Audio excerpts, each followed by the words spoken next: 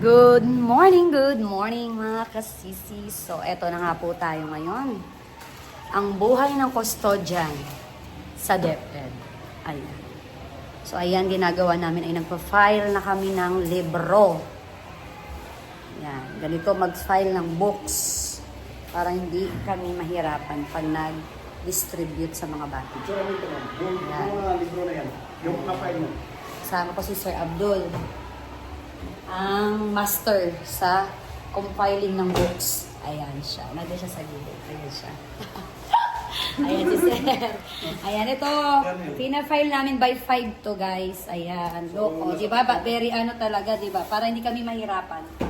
Alam namin kung paano ang ano. Nakakailang layer na kami. Kami nga pala may pinakamaraming bata rito sa Las Piñas. Ang CAA Elementary School.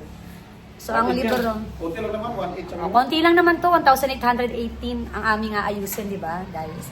Nasa grade 1 pa lang ako, kami ni Sir Abdul. Meron pang kasunod yan, guys, ha? So, mamaya na lang ulit. Grade 1 pa lang to, makabansa. Later ulit, yan ang buhay ng custodian. Bye-bye!